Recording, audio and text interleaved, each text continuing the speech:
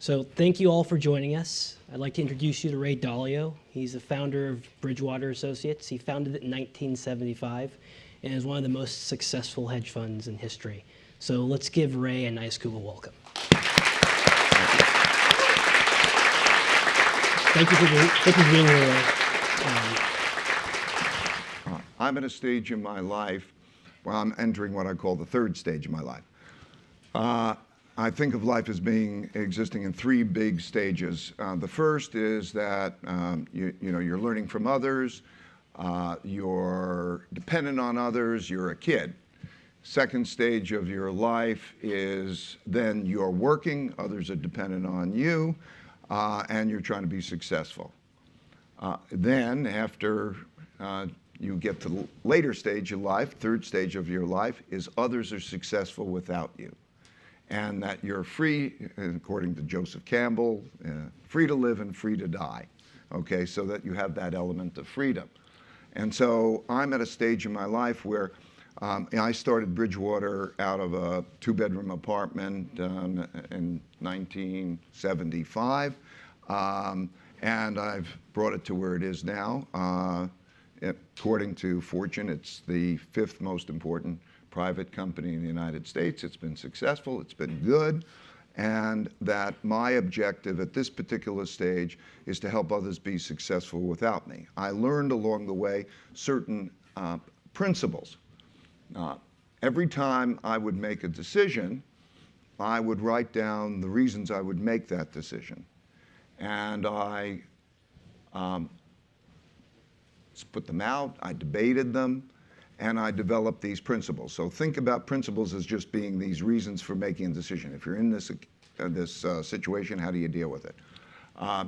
It was also very important to me to operate in a very unusual way that seemed very sensible to me, and it's an idea meritocratic way. So I want to describe Bridgewater as being an idea meritocracy. In other words, a real idea meritocracy, which I'll explain and show to you. So a real idea meritocracy, in which the goals are meaningful work and meaningful relationships. Meaningful work, I mean you're on a mission, that you feel you're on a mission together to do those great things. And meaningful relationships, meaning that you care about each other, it's part of a community, and to be on that mission together. And that was really great in terms of our success, but it was meaningful work and meaningful relationships through radical truthfulness and radical transparency.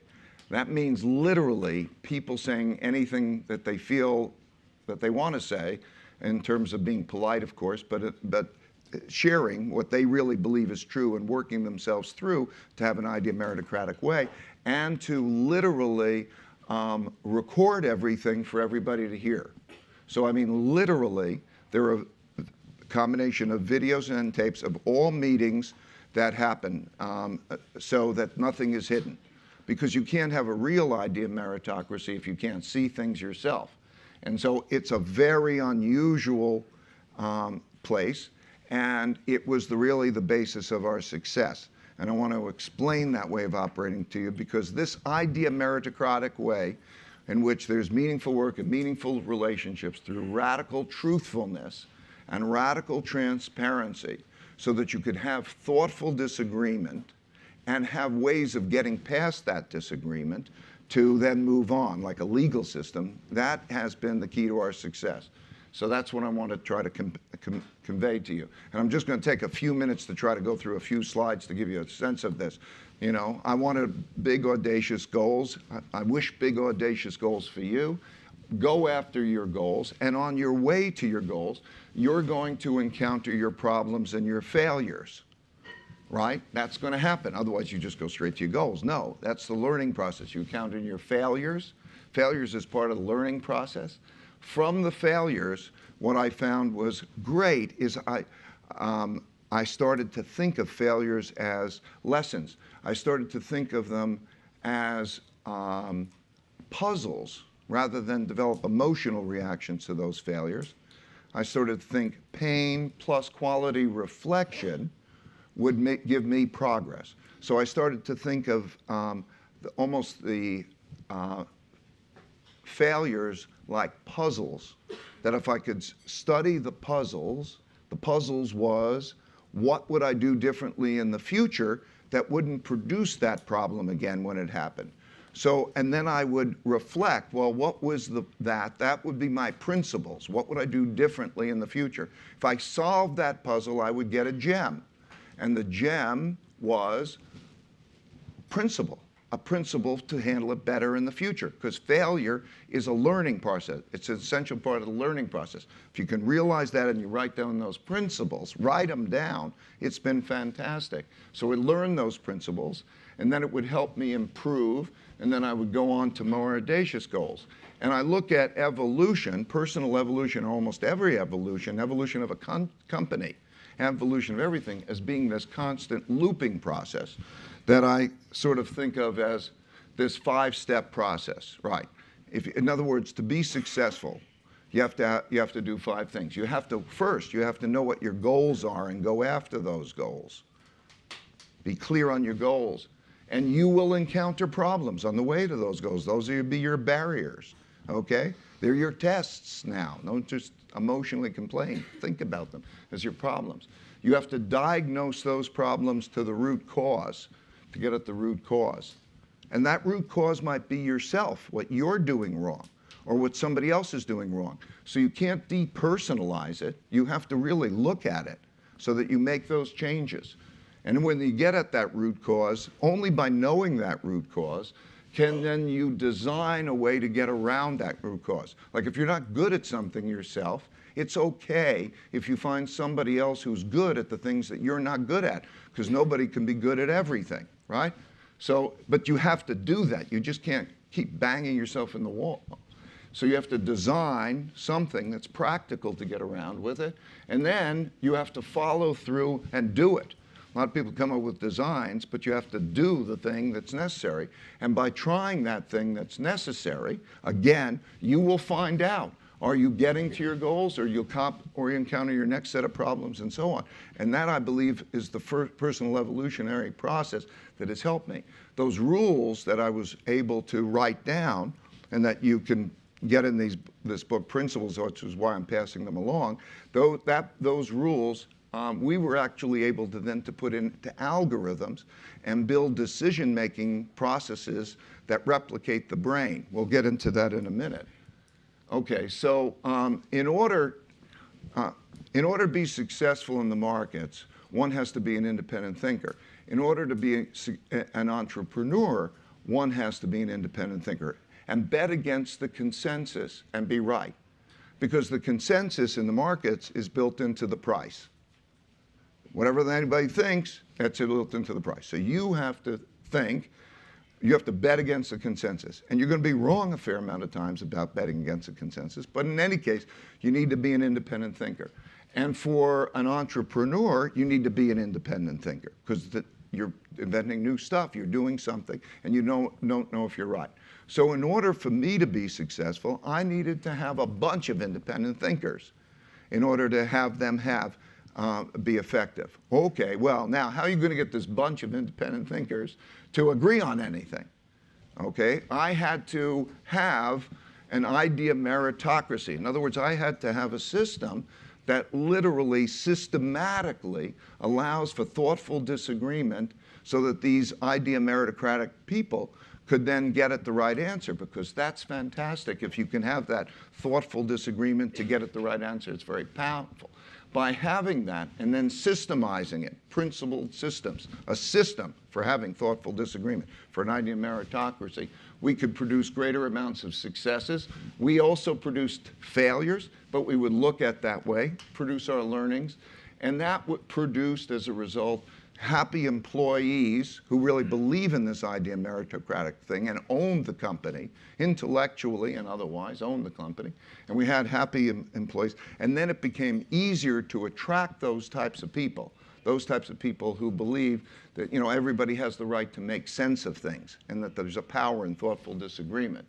And that allowed us to attract more people. And that was the basis of going from the 2-bedroom apartment to Bridgewater now.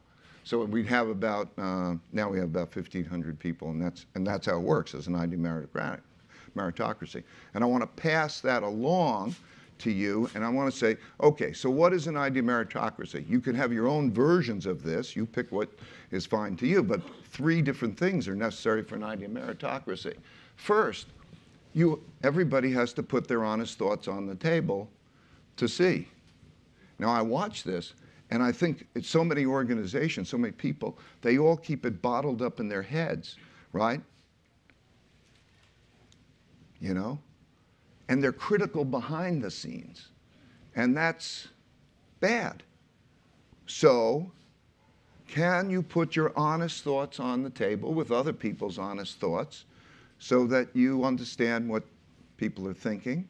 Okay? It makes everything, first of all, a lot more efficient, right? It's terribly inefficient when everybody doesn't know what the other person's thinking.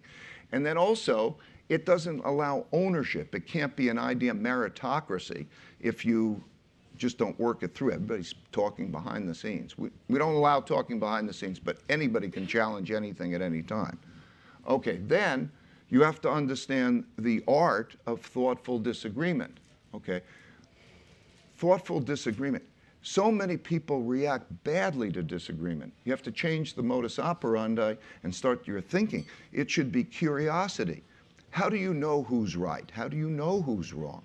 Okay, it should prompt curiosity, not anger. It tends to produce some extent anger because it's like a barbaric animal behavior, that what happens is the amygdala part of us has this flight or flight thing, and then it's viewed as an attack, you know, and you have to, that's not good. So there are protocols that we have that I won't go into now that I don't have time, but they're laid out in the book of how do you have the art of thoughtful disagreement to raise the probabilities. Because collectively, you're going to, if you have an idea meritocracy and you know how to do this well collectively, you're going to make much better decisions than individually. If you just are stuck with the information that's in your head and your opinions, that's terrible. I believe that one of the greatest tragedies of mankind, such an easy thing to fix, is the people who are stuck with wrong opinions in their heads that they don't put out there and stress test and say, and raise their probabilities of being right. So the art of thoughtful disagreement, you have to understand the art of thoughtful disagreement that brings in better thinking than you individually has and has a probability of moving you to a better answer than you would have individually. That requires a skill. And so then you have the disagreement. That collective decision making is very powerful. It's done well. But you might still have a disagreement after those things. You might come up. Then you have to have agreed upon ways of getting past your disagreement. If you have your disagreements that are gnawing at you and so on, it's like a law case, a legal case. Okay, you go in, you have a trial, you do it, but you believe that the decision-making system is fair, and because you believe it's fair and you've had that opportunity, that you can make your, that you say, now we can get past the disagreement and move on, rather than being stuck with it. So those are the 3 things that an idea meritocracy has to have, you know. And so if you think you want an idea meritocracy, you have to think about those 3 things, okay? So this is the thing. Meaningful relationships and meaningful work together have produced this success because, and then this radical truthfulness and radical transparency, you know, produces an idea meritocracy. That's it. Okay. The other thing is, in order to have an idea meritocracy, and in order to have great personal development, here, when you know what someone is like, you know what you can expect from them. Okay. Can you talk about what people are like? Can you deal with really getting at what people are like? Do you know what you're like? Or are you going to hide those things and not talk about those things? Okay, people who want to come into this environment would like to honestly know what their strengths and weaknesses are and work on those so that they can produce better teams. The people who have some weaknesses can work with people who have corresponding strengths, okay? And also know about themselves and also be very straightforward that I can hand you that responsibility that, but I can't hand you this responsibility because you appear to have these weaknesses. How do you get objectively at the question of whether you have those weaknesses or those strengths? Can we do that objectively? That is really great. So this is an important element that has been fantastic for us, and I'll give you a sense. So this is just making the point that, you know, on a job, quality is needed, then what somebody is like, and the goal is to eliminate that.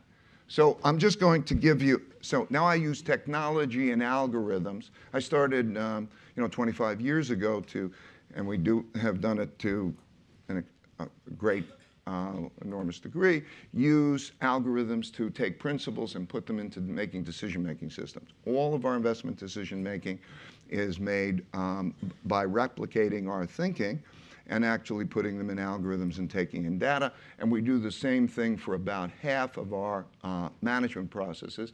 And I do believe that we're on the path that we will have algorithmic, idea meritocratic decision-making done by algorithms that can see everything and that can make better decisions than individuals stuck in their heads. And because you can specify the algorithms, so everybody could see the algorithms, everybody could see the criteria, and they can evaluate the merit of the criteria. But to just give you a little sense of that, what I want to do is just show you a little clip of one of the tools that we use, and it'll give you a flavor of what we're doing. Okay, so who can hit the clip? In order to give you a glimmer into what this looks like, I'd like to take you into a meeting and introduce you to a tool of ours called the dot collector that helps us do this. A week after the US election, our research team held a meeting to discuss what a Trump presidency would mean for the US economy. Naturally, people had different opinions on the matter and how we were approaching the discussion. The dot collector collects these views. It has a list of a few dozen attributes, so whenever somebody thinks something about another person's thinking, it's easy for them to convey their assessment. They simply note the attribute and provide a rating from 1 to 10. For example, as the meeting began, a researcher named Jen rated me a 3, in other words, badly, for not showing a good balance of open-mindedness and assertiveness. As the meeting transpired, Jen's assessments of people added up like this. Others in the room have different opinions. That's normal. Different people are always going to have different opinions. And who knows who's right? Let's look at just what people thought about how I was doing. Some people thought I did well, others poorly. With each of these views, we can explore the thinking behind the numbers. Here's what Jen and Larry said. Note that everyone gets to express their thinking, including their critical thinking, regardless of their position in the company. Jen, who's 24 years old and right out of college, can tell me, the CEO, that I'm approaching things terribly. This tool helps people both express their opinions and then separate themselves from their opinions to see things from a higher level. When Jen and others shift their attentions from inputting their own opinions to looking down on the whole screen, their perspective changes. They see their own opinions as just one of many and naturally start asking themselves, how do I know my opinion is right? That shift in perspective is like going from seeing in one dimension to seeing in multiple dimensions. And it shifts the conversation from arguing over our opinions to figuring out objective criteria for determining which opinions are best. Behind the dot collector is a computer that is watching. It watches what all these people are thinking, and it correlates that with how they think. And it communicates advice back to each of them based on that. Then it draws the data from all the meetings to create a pointillist painting of what people are like and how they think. And it does that guided by algorithms. Knowing what people are like helps to match them better with their jobs. For example, a creative thinker who is unreliable might be matched up with someone who's reliable but not creative. Knowing what people are like also allows us to decide what responsibilities to give them and to weigh our decisions based on people's merits. We call it their believability. Here's an example of a vote that we took where the majority of people felt one way, but when we weighed the views based on people's merits, the answer was completely different. This process allows us to make decisions not based on democracy, not based on autocracy, but based on algorithms that take people's believability into consideration. Yep, we really do this. And so that you could see believability weighting. So let's imagine that you have data on everybody so that, you know, you just don't go walking in a room and everybody's got an opinion because, and without actually thinking with some element of score, who is more likely to have the better opinion. Because there's a certain dynamic. You put, I don't know, 10 people in a room and you're going to get one of two things. You're either going to have idea merit, you're going to either have autocratic decision making. In other words, everybody feeds their opinions, and then the guy who is responsible for that then says, okay, here's my decision based on that. That's more normal. Sometimes you'll go around the room and what does everybody think, and then there's a notion to a consensus, and that's not so good either. What's best, what I did, because I really don't know that I have the right answer, I really don't, running the company. The reason I did this as it was out of need. I want to triangulate about people who I believe might have better thinking, and if 3 believable people believe one thing and I believe something else, there's a good chance that I might be wrong. And also, what am I going to do? What about for them? So I like to have these believability scores that is accumulated by data and other people's thinking of who is better and worse at different things. And then people can change those scores or take those into consideration. And that's what believability weighted decision making is, because it helps the idea of meritocracy. Okay, so that's what we do. We'll go to the question and answer. The important thing here is to talk about idea meritocratic decision making. However we choose to do it and whatever tools we use to get at that is really of subordinate importance to the idea of how do you have that idea of meritocratic decision making. I believe that what you're going to see is if you start to get to this principled decision making and idea meritocratic decision making, what you're going to see is paths, the learning of principles for dealing with situations that themselves will be idea meritocratic. So if you have a situation and you're going to, okay, Google to find out what the facts are now, you will increasingly be able to go to Google and find out how you should handle certain things, principles and the like, in that idea meritocratic way, with believability weighted decision making and the like. So I want to throw that out there and then we'll have our conversation. I'd like to start with, you had a concept called the 2 U's and how that affects our thinking process and also taking feedback. Can you talk about that? Mm-hmm. Well, the brain actually has a lot of parts in it that are the things that compete with each other to make decisions. But the 2 big U's are the thoughtful U, that is in our conscious mind, and then the emotional U, which is in our subconscious mind. There are a lot of motivations that you probably don't even know that are subliminal, that came from maybe your early childhood or your circumstances that are below the surface. And they're at odds. They struggle with each other. So when you're like the issue of, would you like to know your weaknesses? Would you like to know what other people really think about you? Yep. Okay. Intellectually, you would like to know those things. Emotionally, you might not like to know those things. And so when you're dealing with our environment, and you say, would you like to have this environment of radical truthfulness and radical transparency? Almost everybody intellectually says it, and when they're going through it, they say it, and you see them also struggle with their emotional selves as they're going through it until they readapt. And when they start to readapt and they say, knowing what's true is good, and yeah, now I know my weaknesses and I know what other people are thinking about me and I can approach what to do about it, then they sort of make a transition to the other side. So we have that are two U's that lead to struggles like, disagreement. Disagreement and finding it emotionally difficult. It's curiosity. Why shouldn't it be a joy? But we have that emotional thing that we have to struggle. So that's the two U's. And what are some tips that people can help themselves get through the two U's issue to make them more resilient to feedback? Well, there are a number of things that are in the book. First, I think, let me answer it before I go to that particular one.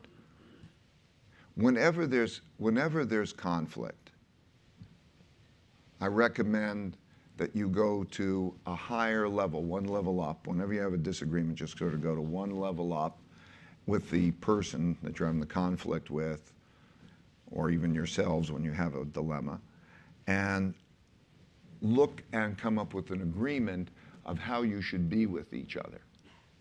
In other words, let's say you and I have a disagreement. Okay, rather than being caught in the anger of that disagreement, to go above and you should say, how do we disagree? How should we disagree? Form a contract of how you should be with each other and make that a practical modus operandi. That's what we do, and then there's also then the ways we do it. So the ways we do it are certain things. First, to know that decision-making is a two-step process. There's first taking in, and then there's deciding. The capacity to take in the other person's point of view.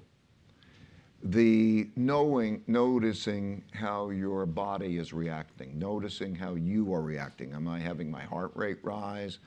Can I pause? We have something like the 2-minute rule. Said, can I have two minutes? Then that person has the 2 minutes to say what they want. Having those kinds of protocols, there are a number in the rule explained in the book, where there's curiosity, where there's not blocking. Somebody in a discussion will do a lot to block the taking it in. So these protocols, I won't go through them all, but those protocols, having those protocols in place that you practice are fair. I have created an app called a dispute resolver. Okay, so when anybody has a dispute, you push the button, and there's a path in the dispute resolver. It's explained in the appendix to the book. All the tools are. And it describes procedurally what one does, depending on the level of the dispute. Like a very common thing is if you and I have a dispute, one of the simplest things to do is for you and I to mutually agree on a mediator. Yep. So we agree on a mediator and move forward. Some others might be matters of principle and almost progress as like legal cases. What's your evidence? What's this? And who is the judge? Now, when you have this dialogue and discussion about feedback, and it might turn into a tense situation, like with disagreement, are there mediums of exchange that you prioritize? Because I see some people who will go towards email, but when you use email, you miss tone and content and context. As a generalization, we want the person to find the medium of exchange that they're most comfortable with, because there are pros and cons to each. Like some people in the moment feel that they're not as spontaneous in the moment, or they may be more introverted, and they think that they won't present themselves the best in a person one-on-one discussion, so that they would prefer by email to say, listen, I'd like to lay out my thoughts, hear your thoughts by email, and then have that opportunity to have the back and forth. Some people would like to do it other ways. The important thing is that they just agree on what's most effective for them. Excellent. Now, let's say an organization goes through a calamity and there's a trust issue in the organization. How does the company go about rebuilding the trust within employees? Well, again, I think radical truthfulness and radical transparency is the means of doing it. What I did, what my experience would be, if you have radical transparency, so literally every crisis I was in, every situation I was in, I would have a camera in that discussion as we looked at the pros and cons of the issue. So everybody could see that the pros and cons of the discussion. So you know there's no spin. You have a trust issue if it's hidden behind the scenes, I think. And with that radical transparency, so everybody could see. Just imagine what it would be like here, okay? For whatever issue, that you could see how people are making decisions, literally, weighing the pros and cons and seeing how they are real. And it could be anything from the top of the organization to just even somebody firing somebody else, so was it done well? That radical transparency, and then coming out of it and writing principles as to why did you handle it that way, and then putting those principles out so that everybody could debate that principle or look at that principle, not in an enormous time-consuming way, but in an effective way. So, and then having an idea meritocratic way where you look at that and you say, okay, that decision was made that way, maybe that's not the way I would do it, but I now understand the thinking behind it. Because if you don't have that kind of thing, then there's alienation. If you don't have trust and you don't have an appreciation, then increasingly you build an organization in which there's a we and them, you know? There's those people who are making the decisions and you don't really understand it and you just have to sort of go along with it, and then that becomes a source of tension, and then there are factions and all that, and there's no resolution. You have to have resolution and get past it. So, you know, the radical truthfulness and the radical transparency brings trust. It also means that bad stuff, it's tough for bad stuff to happen because bad stuff happens in the dark. It's true. Right? Yeah. You have to make it radically transparent and everybody can bring it up, then everybody owns it. Radical transparency is a very effective tool in terms of building trust and putting things to the light. Believe me, none of this is perfect, but it's certainly been miraculous for us. Excellent. Why do you think organizations aren't going towards radical transparency? First of all, I think that they inevitably will. Mm-hmm. I mean, you must know that it's so easy to collect data on everybody. So everybody's going to know what everybody's like. And then the question is, who's got the radical transparency? Mm-hmm. Yeah. And then what are you going to do with the radical transparency?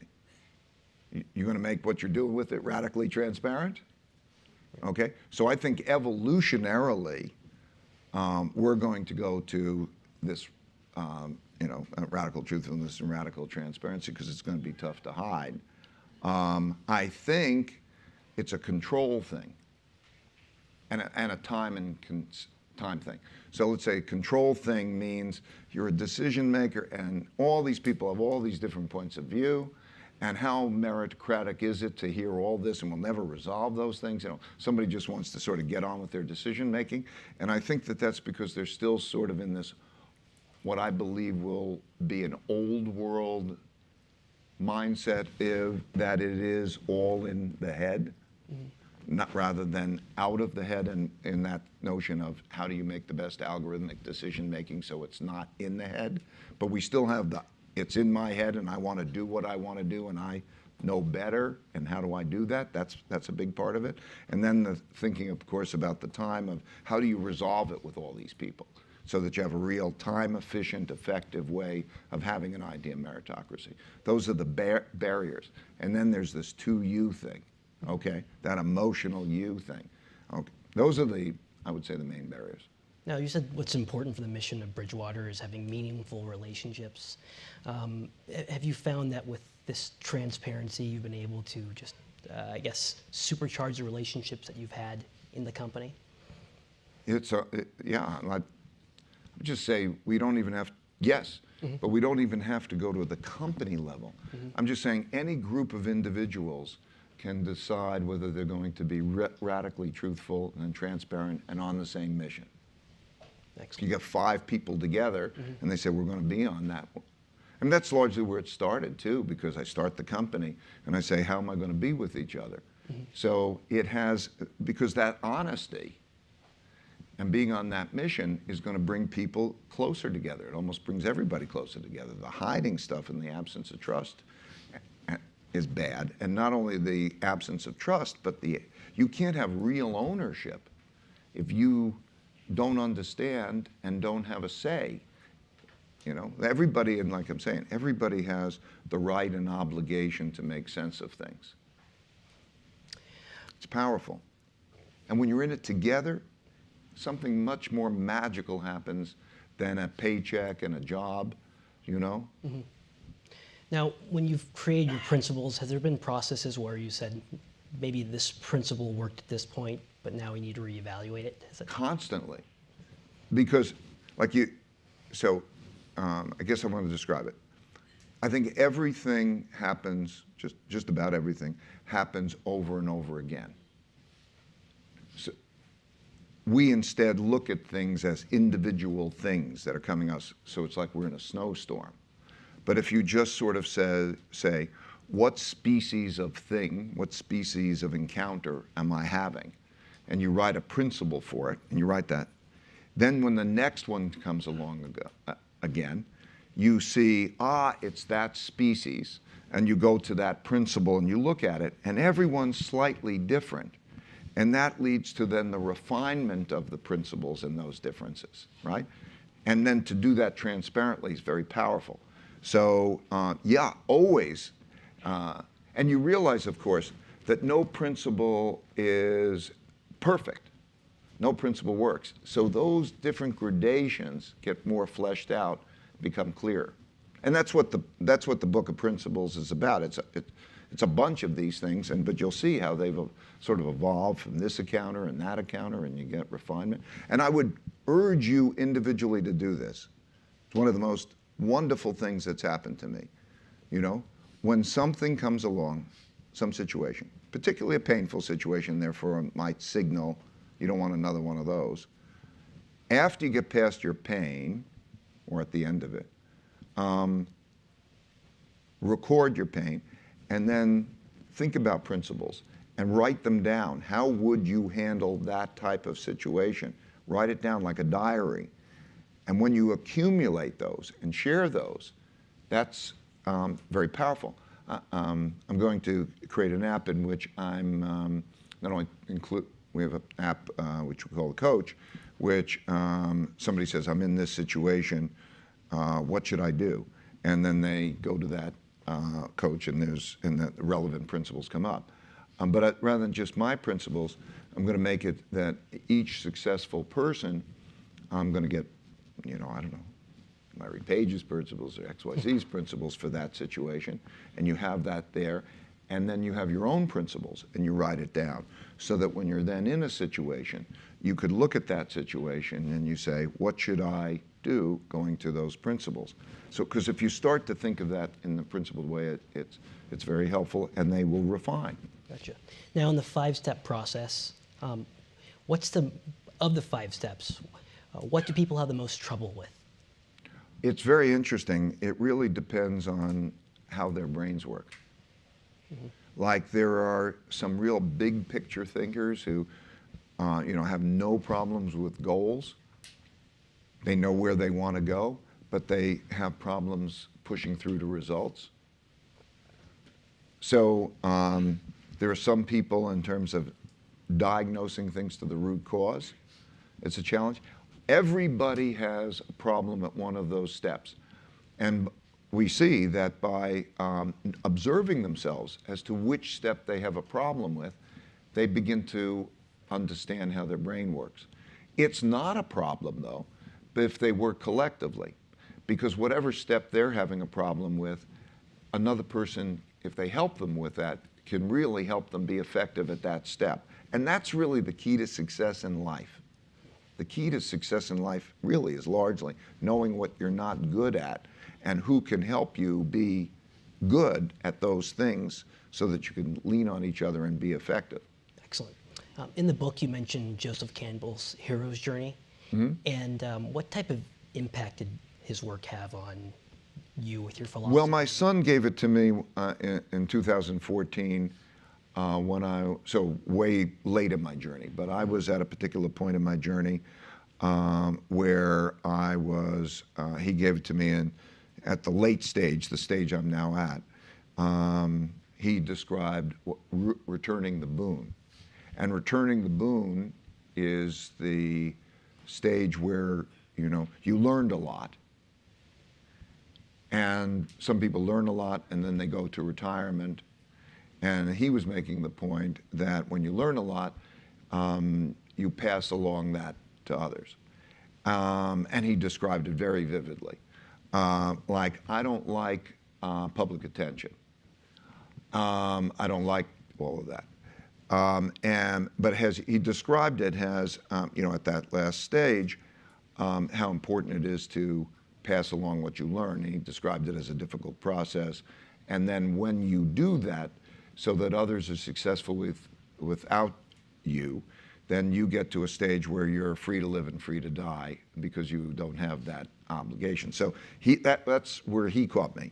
But if you read the book, it's very interesting. Or in my book, I recounted in a few pages what the hero's journey is. And you start to think about, where am I on this path? The hero's journey, just if you probably don't know the book, Hero of a Thousand Faces is the book, Joseph Campbell. What he did is he went through history and myths and so on. He says there's a certain type of person who has a taste for adventure and goes in through that, and then has their battles and they have the wins and losses, and then then the mission becomes important, and others become more important than themselves, and they rise. We can call that spirituality, whatever that is, but it is the basis of Star Wars. It was the basis of, anyway, that his book was. So it's that notion of that journey. And it's a good book. In my case, I happened to read it at that particular spot, but anybody referring to it probably would find, oh, that's me there. One of the biggest things was the abyss. What is your abyss? There will come a time that you are going to have a terrible situation and you're going to, miserable. And how you reflect on that situation, and whether you have a metamorphosis, a change, a personal change. Me, in my case, happened in 1982. I was dead wrong, and publicly dead wrong in the markets. I don't know if I take the time to tell you the story, but okay. You have the floor. Oh yeah, so I formed Bridgewater in 1975, and I had a small company, and I analyzed, and I had done calculations that American banks had lent to emerging countries a lot more money than those countries were going to be able to pay back.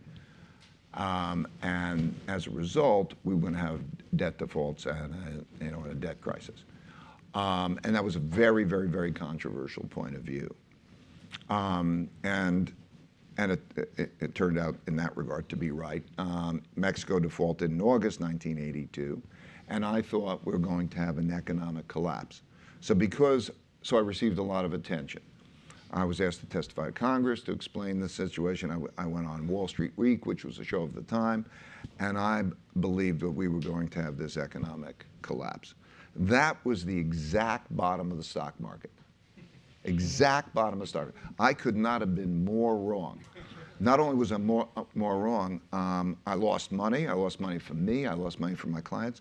I was so broke that I had to borrow $4,000 from my dad to help to take care of my family. It was a very, very painful mistake. But with reflection, I would say it was one of the best things that happened to me, because it shifted my mindset from thinking I'm right to asking myself, how do I know I'm right? It gave me the humility that I needed to balance with my audacity. It changed my approach. I had a metamorphosis. And so, and each person is going to have their own particular challenge that way. And so what I'm saying is, like in Joseph Campbell, that abyss, he describes that experience as you're in the abyss. And then do you have the metamorphosis? And that metamorphosis is kind of like a humility and a worry that you might not get it right, and how do you get the best triangulation? That's motivated the idea of meritocracy, bringing the best independent thinkers to work together. So that's what that's like. So anyway, it's a good book. Excellent.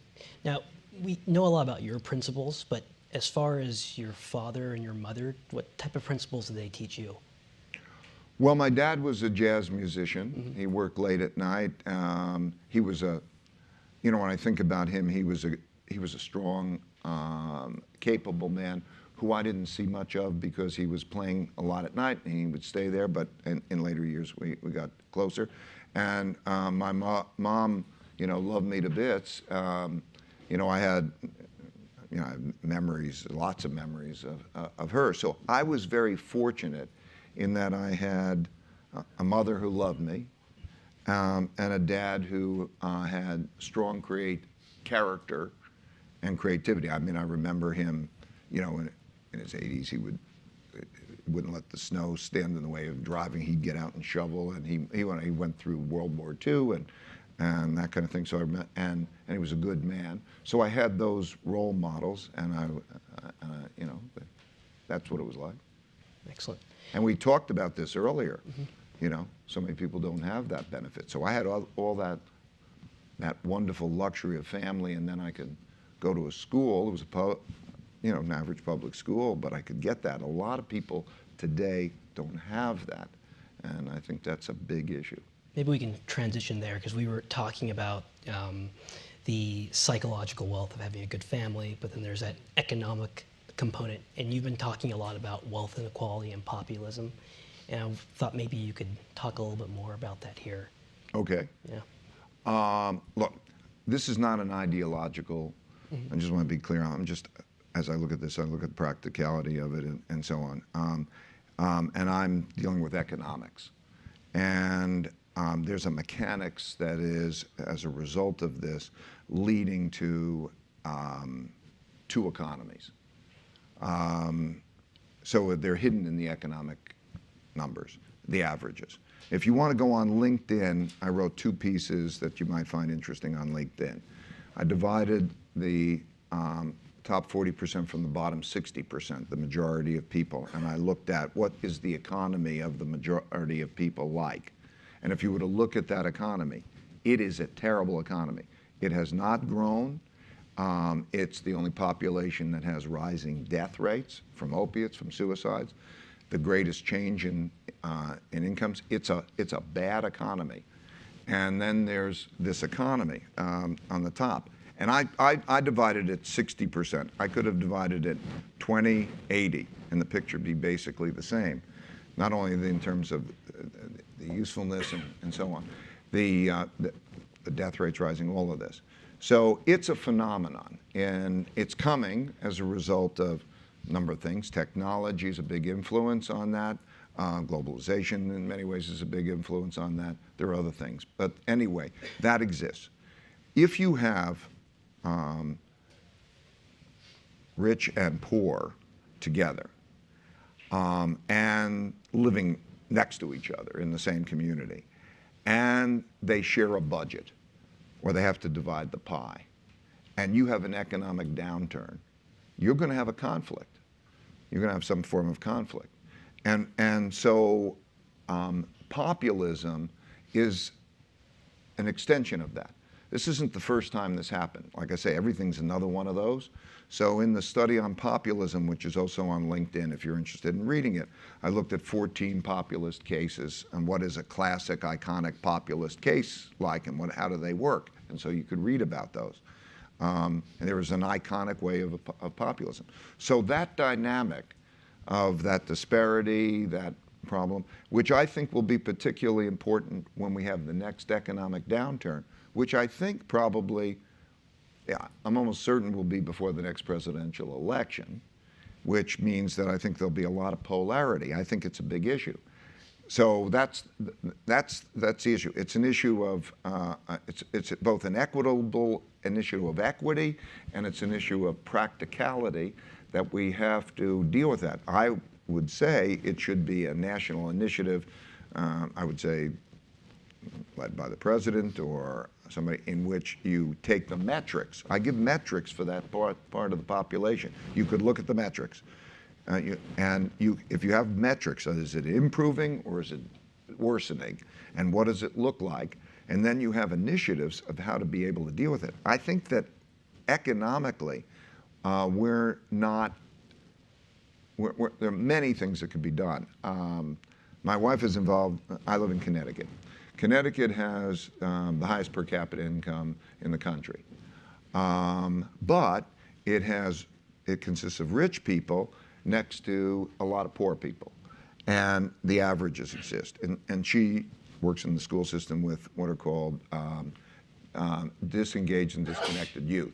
A disengaged student is one who goes to school but really doesn't study for the test, doesn't take the test, fails, is basically a failing student. And a disconnected is one that doesn't go to school. They don't even know where they are. They don't come to school. 22% of the students in Connecticut are either disengaged or disconnected. And you look at the reasons for that. And you look at the cost of what that means. The cost of there are programs. I won't get into this a lot, but there are programs that help to keep the kids in schools and get them engaged that are needlessly not in there. And yet if they graduate from high school, the incarceration rates change, the crime rates change. Average cost of incarceration is between $85,000 and $125,000 a year. So you think of the cost of the society that is happening that. Anyway, there are those kinds of issues that I think have to be looked at essentially forthrightly. There's got to be viewed as an issue. There's got to be metrics, and there's got to be processes in place for dealing with it. Yeah. And that's our biggest economic issue. Right. If you had like a magic wand and you could just write like 3 pieces of policy that could be passed by our Congress and approved by the Senate, what would they be to solve this issue that's going on right now? Or do you believe it's more a private issue? Again, I believe in idea meritocratic decision. I think that the big issue, like I was answering before this other question before we started, I think the biggest issue is how we deal with conflict and how we have, what are the principles that unite us, and to bring people together, and that sense of, okay, working it through and working it out in a bit less selfish way so that we do healthy things. I would, if we deal with that other particular issue, like I said, I would say there should be a national commission and to address what are the practical ways of dealing with such issues, and also clear metrics so there's owning the results of those changes. Yeah, after the post-war period, I mean, we had this situation where the threat of World War II kind of united all Americans towards one cause, and then after World War II, it led to a lot of social progress. And I thought, after 9/11 happened, we had a period of time where we came together, but then it just kind of collapsed. Well, one of the things, let me just be clear, one of the things that scares me if you look at history, the history of populism is really a 1930s phenomenon. And because that was, you'll see in this piece, that the wealth gap became largest, 1/10 of 1%, top 1/10 of 1% of our population's net worth is equal to the bottom 90% of the population's net worth. So that polarity, you go back to the 1930s, after the Depression, 1936, 1937, and that led to the era of populism. A lot of countries, there's left and there's right, and there's a sort of a conflict, and a lot of countries chose a strong populist leader. There's strong leaders tend to be more confrontational, tend to be more militaristic, tend to be more nationalistic, and that was that period. In that period, interestingly, 4 democracies chose to be autocratic, became dictatorships, chose to. because to try to bring order to it. And one of the common ways of gathering support is to have conflict with an enemy, a foreign enemy. So if, 9/11 brings people together. A common enemy brings people together along that. That's a dangerous dynamic, not just, so when we're dealing with this, I would say that it's more like we have to start to figure out how to deal with these common problems and try to deal with them, more together. That doesn't mean not being tough, but it means, being tough collectively, I think. I'm sorry I interrupted your question, but I think I just wanted to emphasize that particular dynamic. Thanks. Yeah, I see people more identifying for their political party or their own identity, and not as much as we're kind of all in this together. And it seems like we're kind of splintering here in the country. It's this whole idea meritocratic thing, like everybody throws out, I think this, I think that. Who gives a damn what you think? I mean, just because thinking it doesn't make it true. Does everybody think because they think it's true? Right. How do you resolve and get at what's true? So it's about creating that contract where we can actually have the rules of having a conversation. Yeah, how do we figure out what's true? Right. And what to do about it? Excellent. Now, going to you, you practice meditation. What got you into meditation, and what has it done for you? The Beatles in 1969. All right, next. They went over there to they went to India and they meditated, and they came back and sounded interesting, and I started meditating in 1960, and it has changed my life. I would recommend. I do transcendental meditation. There are all sorts of different types of meditation that are a thing. It has changed my life. It has been so powerful, and it's probably the biggest gift that I can give anybody, because it gives you, I'll describe it, I guess, briefly. It connects your conscious mind with your subconscious mind and gives you an equanimity and a creativity that you ordinarily wouldn't have. And the reason it does that, mechanistically the way it does it, is by having a mantra, which is a word that doesn't have a meaning, it's a sound, something like, popular one would be Om. So you repeat that with your breath, and that means that you get rid of your thoughts, because if you sit there and say, I'm going to try not to think, you can't do that. The thoughts just jump around. And so to get rid of your thoughts, you go to this mantra, you repeat it over and over again.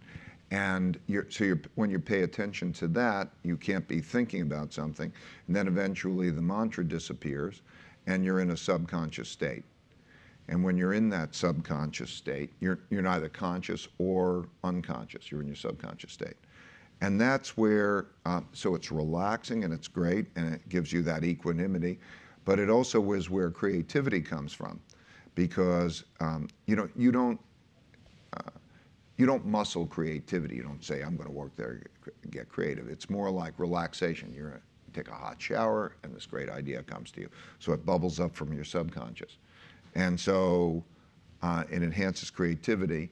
And also, I would say one of the best things that one can do is reconcile one's subconscious, emotional self with one's intellectual self. Because if you can get those things aligned, like if they work in both ways, you're going to make better decisions. So meditation has given me that kind of equanimity. So I look at things, things I might not want to happen, but I can approach them calmly and better. So it's a big deal. It's been a big deal for me. Has it helped you analyze your emotions in the heat of an argument? Oh yeah, it helps you sort of go above yourself and your situation. And you look at, there's Ray, and there's the circumstances, and there it is, and this thing happens this way, and okay, so what should be done, right? Because if you're in it, if you're in that blizzard of things coming at you and you don't distinguish, what type of thing is it, what principle at that higher level, how should I deal with it? You're either going to be in it or you're going to be above it, more at that principled, looking down at it and me and that level. And it's much better to be at this level and then go in it and do than so it helps to bring you to that level. Have you ever found yourself, I find myself in this trap where I'll start meditating and then I'll start feeling much better and good, and I'll say, oh, I don't need meditation anymore, so I'll stop. It's been so long for me that what happens is I feel good when I meditate. I mean, I can feel the difference. I could sort of say, I need to go meditate. You know, it's that refreshing. Right. So it's always good. It always feels good. Yeah. And that's been an advantage too when you're in the investment markets, when there's so much noise going around you. Does it allow you to kind of just focus we're on in what's life, important? you know. Right. Family, circumstances, whatever it is, we all have those things. Now, since the book has come out, what have your thoughts been about the reactions to the book? Did you expect the reactions to go the way they currently are? Well, when in 2010, I started to get unwanted publicity and attention. And so I put out what our internal principles were. And it was downloaded, I was just a PDF file, and it was downloaded 3.5 million times, and I got a lot of thank yous. I just put it out so to be understood, and that prompted me to lead the book. I'm, as I say, you know, my inclination should be much more of a private person. I put out this book, and I then decided to go on social media to try to explain and interact with that. And I've found it to be just wonderful. What I'm finding is that I'm finding it's having a big impact. People are giving me, you know, thanks. They're asking questions about it. It's having my desired impact of passing along that what I wanted. And I'm actually really enjoying the interactions on social media because it has a certain personalness, even though it's impersonal. So it's good. You know, I feel good about it. Excellent. Now, the apps you mentioned in the book, when are you planning to release those to the public? I don't know, 6 or 9 months or something like that when they're all ready. Yeah. Yeah, I'd like to make them available for everybody. Excellent. So we're going to take audience questions now. So if you have a question, please go ahead and jump on the mic. Thank you so much for coming. I really enjoyed your commentary about kind of the secret of life and like finding your blind spots. And when you talk about that, it reminds me of like our own Project Oxygen. And we talk a lot about like a lot of the same principles you have in terms of making decisions. So how do you address that? Because I think one way that we address it is through like diversity. I'm sorry, address what?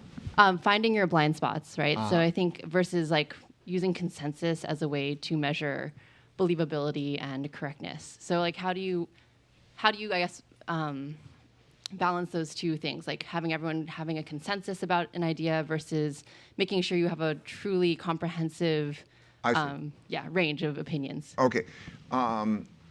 What you want is the smartest people, most demonstrated believable people who will then disagree with each other and disagree with you about what the best path is. You don't confuse consensus as everybody. Don't make the mistake of thinking that a lot of people have valuable opinions when they may not. So you want to try to get to what is the most valuable ones, and you want to try to identify that. So just like if you were going to, a medical problem, and you think, okay, well, what should I do about my medical problem? You don't want to ask just your friends. You want to find out who are the most believable people who will disagree with you and and each other. So you find I gave the health case in there in the book about, okay, you find this doctor, you find that doctor, and you have them who argue. That one of the greatest ways of going through this type of triangulation is if you get really capable people who will argue with each other. If you have the triangulation about what to do, that'll probably give you a good indication, okay, well, that might be the right thing to do, and you'll learn. And when you don't have triangulation, that's where the interesting learning really becomes, because if you hear two sides of an argument and you hear that debate, you're going to, and then ask your own questions and so on, you begin to probe and you get a richer understanding of the subject matter than you ever could have, and then you can come to that level and get that. So I'm not arguing consensus decision making. I'm arguing believability weighted decision making. Believability-weighted decision-making means finding out in various objective ways in a particular community who would be more reliable and not, and then go all into the room and have the believability-weighted decision-making made. That is a most effective approach. So I don't know if I've answered your question. I guess it's hard because subjectivity is, and I think especially in this era of like social pressures, like, and I actually think there's kind of three U's, right? There's our you, and then there's the intellectual you, and then there's kind of the pressures of like, who should we be, right? And I guess it's hard when you have something subjective. How do you know that it's something that's well, the first thing you have to do here is say, do you want to find that out? How are you going to create your idea meritocratic decision making? Will you not compromise it? Because if you are convinced that you must operate this way, you will find the solutions, okay? You're not probably, almost everybody is not really on that path. You just tell me it's hard, okay? In the book, I'm giving you structure of literally the things that we're doing. Okay, there's a lot that you can go and just follow that because you said, I can't compromise that. But as long as you're going to keep saying, people say it's going to be hard to have idea meritocratic decision making and have thoughtful disagreement and do these things, believability weighted decision making, you won't have it. And you'll be losing the competitive advantages. So do you, in your gut, do you really need it? Do you really want it? That's the most important question to answer. Yeah, I think that's good. I think it sounds like you base that value of like wanting that truth, and that's how you kind of come to a comfort of this believability metric is dynamic and rigorous. Find it out, figure it out, and get it. Own the goal. Next person. Right. Thanks for your book. I listened to it in the audiobook version, and your voice is very familiar now. One of the things about transparency that you talk about, you argue that it's great to have it, and you give just one exception that kind of itched me when I read it or listened to it, which was sharing the compensation information from the employees, and you gave arguments why that wouldn't work, but I could use the arguments for transparency against that, so I was wondering how you approach that. Okay. First of all, you know, like everybody to their own, then there's no, you know, like you could do it one way, lots of questions. You can do it one way, you could do it the other way, and who knows exactly which way to do it. And sometimes I say to myself, if you wrestle about which way to do it so much and you struggle at it, you probably could just flip a coin and decide, because they're probably about equally good. So the question at hand that's being referred is, do I make everybody's individual compensation transparent? And the reason I chose not to do that is because I found that, and instead make very clear metrics and compensation levels by groups of people rather than putting the particular names to that, so that everybody knows if you're doing this well, with that generalization, you know where the comp levels are for others. And the reason I did that is because what I found myself in discussions is an evaluation of how that guy is doing with other people, and that wasn't good. You know, in other words, if all of a sudden you say, you know, Harry's earning this amount, and now I have to describe my relationship and how I'm evaluating Harry, and you're going to now have to be the judge of how I'm evaluating Harry and all that type of stuff, and that's kind of like not what you're going to be able to be good at, and nor should we do that, where I can, just in terms of compensation. So I'm radically transparent. The message that and the conversation I want to have to hear is, do you want to be radically transparent? I want to make sure we don't get into one of those exactly how radically transparent, because I don't really care too much about that. Do it either way is okay, fine. But how are you doing on the general concepts that I'm talking about?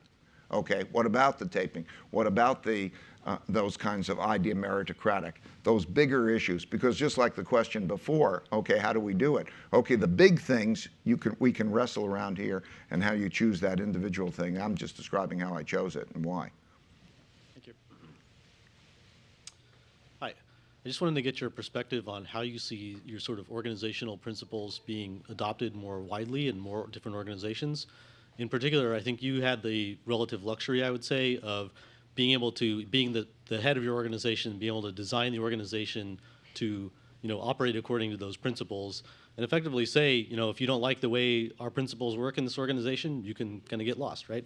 Most of us are not in that position. I was wondering, do you see these principles being adopted more widely by people starting organizations that operate according to a set of principles from day one, or do you have any advice on how those of us at more of the bottom level of the hierarchy can influence things at a more local work group level? That kind Yeah, of very simply, I think that those people who have the ability to control their organizations will consider this way of operating, and as you say, the entrepreneurs, the people who can do that, will make their choices. And I think I know that I'm having an effect on that, and that's helping, but that's good. But people who don't, then will start to think about the choices that they have as to where they work. Right? You can come to some environment that is more idea meritocratic and one that's less idea meritocratic, and you got a lot of choices. And so for the people who are running organizations, that's also something that's attractive to being able to attract those people. You have to know what your personal values are. For me, like, I could not work in a place in which I didn't have the opportunity to make sense of something. If like those young people that criticize me, that is the way it should be, right? In order to do that. And I could not work there. For me, it would be just like eating shit. I couldn't do it. So it's a personal choice. If you feel that's important, you will then gravitate to organizations that are more idea meritocratic, and evolution will take its course, both because of the entrepreneur, because of the individuals doing that. Thank you. I'm going to take an online question real quick. Measurement is a big theme in your book. How do you approach measuring teams whose work has only second-order effects? For example, product aesthetics, or who prevent bad things from happening so you don't have the counterfactuals? Okay. I want to say that in every one of these types of questions in which there's a particular dilemma or problem to solve, it starts off with a mind or a group of minds thinking, how do I solve that problem? And doing that in an idea meritocratic way will give you the best answer to solving that problem. And that is the most important thing. So when I'm asked that question, I might give my particular answer to the question. But if I just gave my particular answer to the question, I wouldn't convey the fact that you have the power individually to do that anyway. So we all face that question.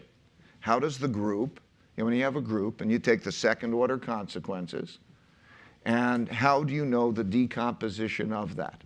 Okay? Well, we could take a little test here of sorts, and we could take each person's ideas and say, okay, now we have to figure out the best way to do that. Right?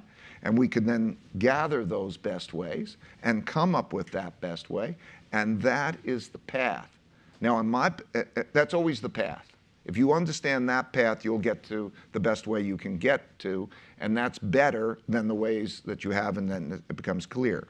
So then, in our particular case, there is a series of evaluations that are very clear evaluations that people make themselves in a believability way about all dimensions of that. So sometimes you can't measure, sometimes you can measure results directly. In other words, you can measure somebody's batting average or something, the equivalent. And sometimes it needs a critique. If we're asking, does somebody sing better than somebody else? There's no quantitative measure for that type of measure to see that, but we could sort of say they're critiquing. So such measures can happen at all levels. And so, we do that. Whatever the measurements that we come up with jointly, and we think, okay, that's good measurements, we can create metrics about it.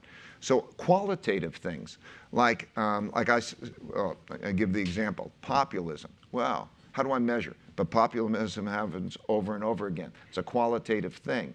But I could start to create that process. I've found that by and large, almost anything that I can think of, I can express in an algorithm and in a rule. The real question is, how do you get to that good rule? Mm-hmm. Excellent. Thank you for speaking with us today, Mr. Dalio. My name is Max, and as I'm reading through this book, which I'm thoroughly enjoying, one question I keep coming back to is assessing the right timing, right? So because we don't operate in a vacuum, coming up with a correct decision is kind of one thing. Knowing to be radically truthful when giving feedback is one thing. But how do you kind of assess the timing around giving that type of feedback or coming to those or executing those decisions? Well, there's in the chapter on decision making, there's a section on timing actually. Okay. So you might go to that section on timing, and by and large, but I think you're also asking timing for the feedback. Right. If you're asking timing for the feedback, I would say it's virtually continuous. So that dot collector thing that I did, that Right. is giving everybody feedback from everybody and causing people to go above that, is happening continuously in every moment of the day. So people have a 360 review continuously by a lot of people all the time, right? And so then they can step back and see the patterns. They can look at it daily if they care to, and they can step back and see the bigger picture. But it really is very advantageous by doing it continuously because you can connect it to the specific. In other words, a lot of times somebody will give you an evaluation and there's an annual review. Think about an annual review and how silly that is. They say, okay, now you're doing these things, but you can't connect it to the specific. By being able to connect it all the time to the specific, you could look back at that and have consultation with other people, say, I handled it this way, what do you think and what? And you can make that very tangible. Thank you. I have a question regarding the organization, group decision. You mentioned that you want the disagreements to be discussed. I'm wondering if we spend too much time to persuade each other to encourage the disagreements, this may take some time to reach the consensus in the group and miss the opportunity because we take too much time on the group consensus. Well, in the book, if left right, you're talking about a risk that could exist. It's expressed in the book on how to do that so that it doesn't do that. And there's a whole different way. But the important thing here is to explore quickly that notion of how you should make the decision, because I find, since everything happens over and over again on a particular case, if you get down to a very clear way of how you make the decision effectively, you'll be able to move past it. I find that the inefficiency of organizations in which people argue endlessly and don't resolve it is a terrible thing. But you need the protocols, you need the tools. Thank you. I will read the book. I'm going to take an online question real quick. In your book, you talk about making decisions as expected value calculations. I find estimating payoff a lot easier than estimating probability of success. Given that people in general are bad at estimating probabilities, can you share some techniques you found to work well? Well, one of the things that I found valuable was if I write my decision rule out, depending on the nature of the decision rule, I can test how it would have worked in the past and get some sense of it. Like in my investment decision rules, I say they have to be timeless and universal. So that means I test them from 1900 to the present. I test them in all different countries, and being able to specify them then allows me to get a sense of the distribution of those types of probabilities. Some things are qualitative and it's different, but I think that being aware of what I was describing in the book of how to think about that probability, and helps you. Some things it's just the mind has got to do, and by triangulating with others. Right. I think in my business, I tend to think about that probability of decision making because I also have one of the benefits that I get very clear paybacks. Mm-hmm. I get graded every day. essentially by the performance, you know. Right. Hi. So having read the book, I definitely agree that I agree with you that having principles is a good thing, and they help you spot another one of those kind of situations. But one thing that I didn't quite see covered in the book, and I'm curious to hear about, is at what point do you decide that you've seen enough of these situations that they need a principle? You know, because you could have a principle for every event that you see, but then you might be overfitting there. On the other hand, you could wait for too many of these, at which point, I mean, you're probably overgeneralizing. So I think principle? my experience is it's just like a big thing comes along, and do you start there? Okay, now do you have that? So it's And then the you know, okay, now you're doing it. And now another big thing comes along, and do you have one for that? And if you do that, then you'll find out whether you're getting to too small stuff. But you probably won't have a problem with the too small stuff because you'll be struggling with the big stuff. So I don't know how many principles are in the book actually, but anyway, a few hundred. And the reason was because I needed each one. What you find is when you encounter something again, then you start to, is it a sub-principle, is it another principle, and you get them organized. But just the way I did it was, you know, I wrote them first by on paper, but then I started dropping them in the BlackBerry when I was thinking, and I would take that bits and pieces and I would collect them. Just your thoughts. So just start collecting them. Make sure you do it with the big ones, and yeah, you don't have to do it with everything. It's the size of the event. Thank you. I think the process of decision-making and conflict resolution that you're talking about makes a lot of sense, but I'm wondering if like a precondition for it is that the group like agrees on the general goal, even if not how to do it. And so that works well, you know, in Bridgewater here at Google, but in, you know, the public policy arena, I'm not sure how that works because people represent different interest groups and they fundamentally have a different objective. Do you see any modifications that's required for that case? I think in all relationships, the beginning is defining how you're going to be with each other. Clear rules. Okay. So Bridgewater's rules are different than Google's rules, which are different from the government's rules. Then within any organization, there are subgroups that can decide how we're going to behave with each other in a way that doesn't conflict with that. So I would suspect that, I don't know, if I was president of the United States, I would have an idea meritocratic way that might be different than Donald Trump has, who might be different than somebody else has. So you, within your group, can decide, okay, do we want to be meritocratic? Can we talk about it, these things in this way? Do we want to be transparent? I'll make those types of decisions. Yeah, thank you. Mr. Dalio, thanks for sharing.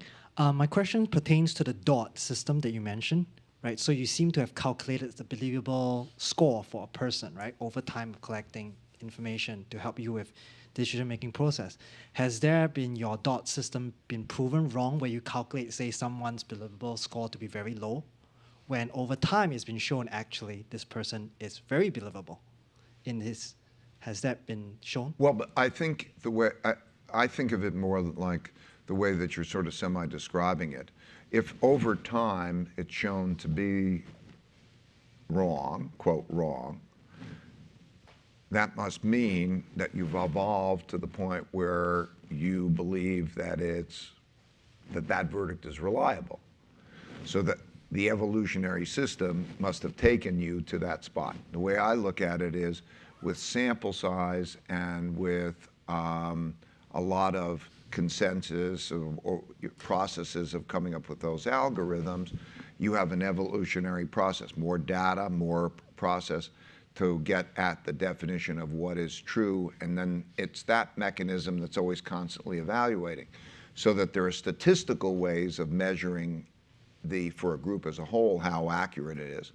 You might have something that might be something as simple as I would have a test. Like I could test how you know math. And that could be an objective measure. In some areas, you can't have that objectivity on some notion of creativity. You'll have different measures.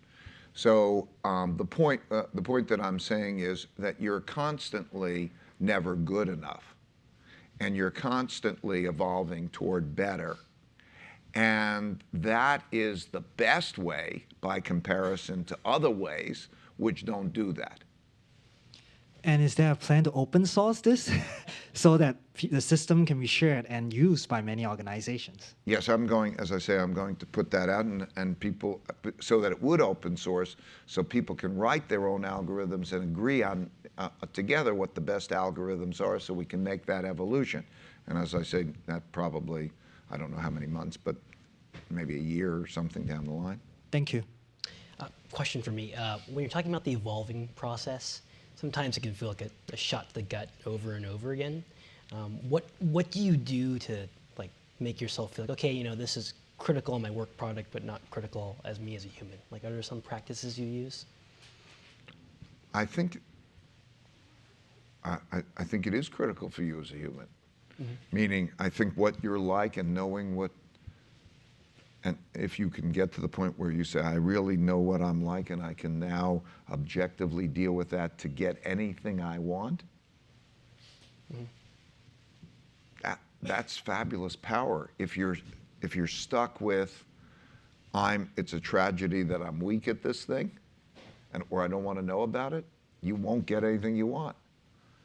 So I think it's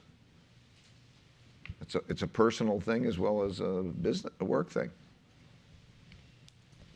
Thanks. Do you think that? I mean, I raise my hand, ask you to raise your hand. Do you think that makes sense? Yes or yes if you raise your hand? Okay. Well. Cool. Thanks so much for coming. I started reading the Principles PDF that was released, I think, a couple of years ago, and I'm happy to see now that you've released the book, these ideas about radical transparency in the workplace have been, I think, coming more into the cultural zeitgeist. So that's really good. Your principles have made you a lot of money. You've had a very successful career, and that's awesome. And so my question is, when you think about your principle of how you've chosen to spend your time, since you could have retired many years ago, I'm curious how you've thought about that. And, you know, in terms of like right now, I think you're using your time to promote these ideas of principles in decision making and radical transparency. And I think, you know, hopefully it'll have a big effect in companies in the world. And so I'm curious, like, why you've chosen to do it now instead of earlier, and in general, like how you think about, because you haven't needed to work for a long time. And so I'm wondering, like, why you continued to chose to continue to work, and how you think about spending your time. So first of all, I'm not saying that anything that I'm doing is in answering your question, is the right way to do things. I'm just saying it is, for me, the way I'm answering your question, just how I do that. I've played the market since I was 12 years old, and I love it, and I'll play them till I die. I like the economics. It's a game. I love it, okay? But I saw a number of years ago, if you step back and you look at yourself from a higher level and you take where are your age, where are you in this cycle, as I became 60 and so on, I recognized that it's my responsibility to transition well, to make, your parents, think about your parents and you. It's the same dynamic, okay? How do they transition well so that you're good without them? It becomes almost an instinctual type of thing, and these things come to you at these things. In terms of retirement, like, I love my game, I love my mission and so on, but it becomes that there's actually a great pleasure in and necessity to have others successful. Me, I've gone in, I fought battles, I've won battles, I've accumulated it. To go in and fight another battle, and then I could go do that, but that's not the most exciting, necessary thing for me to do. So the most exciting, necessary thing for me to do is to pass those things on, and that's what I have to recognize as my responsibility. And just like I described it, when Joseph Campbell, and I read this, says it's totally right. Peace for your parents will come when you're good without them and everything is fine. That's true. So it becomes an instinctual type of thing. For me, like retire, like I never viewed it that way because I never viewed work that way. I just want to go have fun. I just want to have a blast. I'm curious. I want to do a lot of things. I will be curious and do a lot of things. There's a million things to do. I didn't want to also run my organization anymore. I wanted to have that culture and pass it on and be successful without me. And I was able to transition to others who will then run it. I'm chairman and I'll still do the investment thing. But whatever is that excites you out of free choice and no longer obligation. I don't want to be obligated. Obligated is also a sense of responsibility. So I want to handle my responsibilities well and then be free of them. Those are the things that motivated me. Cool. Thank you so much. I'm going to take an online question. Ray, how do you address the tolerance paradox in an organization? While striving for radical transparency, you may have some people who will argue views that undermine open discussion. Well, I'd want to know what the views that undermine open discussion are, what the merit is, and find out why would you not have that open discussion? I don't understand that. Maybe is it a time constraint? Is it some other thing? I'd have to see what the impediment to the open discussion would be. Right. I'm interested in reading the book, but I'm just curious, what's your believability score at Bridgewater? I have the highest believability score of the company. But it depends on what. We rate different levels of believability for what. So I'm referring to the general score, okay? That's not determined by me, but anyway, it is determined in other ways that would be objective. But if I take a whole bunch of areas, I have much worse believability scores. There are many who have much higher believability scores in different areas. So it has these something like 60 different believability scores. Thanks. Hi. Thanks for sharing all the principles that you've acquired over your lifetime. So thank you for that. My question is slightly off topic, and I don't know if I'll have another opportunity to ask this question in person, so I'm going to ask you anyways. I'm a big believer in value investment, and my beliefs have been kind of formed by reading of the books by Ben Graham and Sadiq Klarman. But until recently, I read the book by David Swenson, and he mentions that the biggest determinant in portfolio returns is not stock picking, but capital allocation. And I'm wondering what's your views on that? Thanks. Well, because I think what he's referring to that when he distinguishes stock picking, he's referring to within an asset class the individual securities chosen as distinct from the differences when he says capital allocation, he's referring to the different types of asset classes. I presume that that's what he's referring to in that way, and that's correct. In other words, the average stock is 60% correlated with the average other stock, so there's a high correlation of stocks. They will go up and down together. And because of that, you're going to, it almost past a certain point, doesn't matter how many stocks. I cover that, by the way, in the book in terms of the math of literally how, if I take anything that's 60% correlated and I put more than 10 in, the marginal benefits of diversification are virtually nil. So that you're going to have the stock market or something like that. And then some alpha is the deviation relative to that. Whereas if you have an asset class, different asset classes, they'll behave very uncorrelated with that. And so portfolio construction based on capital allocation, as he calls it, is very important in terms of saying that's really the key, most important thing, because of the nature of the correlations of those pieces to get that balance right. Thank you. Thanks for the book. It's great. What is Bridgewater's midterm 2-year economic outlook for the U.S.? I think we're going to have a lot of stimulation into a lot of profit growth, a lot of stimulation into capacity constraints, and that's going to raise interest rates. And then there's a sensitivity to those interest rate changes. It's going to put the Fed in a particularly difficult position, other central banks around the world in a particularly difficult decision. And so and I think that probably as you get later in the year, you're going to start to see the question of how does interest rates or Fed policy affect the markets as a general thing, and when that will become negative, when that's a problem, because we're coming into the end of the cycle, late in the cycle. There's a cycle and there's capacity limitations and stimulation. And as you go late into the cycle, it's never, the Fed never, central banks never get it exactly right. And that's why we have recessions. We always have recessions. You can't get away from them when that balancing act becomes difficult. That balancing act will become increasingly difficult at the end of this year and the beginning part of the next year, and it will be manifest probably in market behavior. And then in terms of then the downturn, the economic recession, because we always have them, it, you know, probably maybe later part of that, you know, 2019 or something along those lines, but I can't be, you know, it would be something like that. Great, thanks. Mm-hmm. Thank you for coming. I appreciate My your pleasure. talk and presentation. One question that I had was, I know that Bridgewater's been producing investment theses for, well, since the beginning. And I know Investment what? Theses. Theses, yeah. Yeah. And that Principles, yeah. to what extent are you willing to, and maybe this is a request rather than anything else, are you willing to open those up, also possibly past ones and previous examples?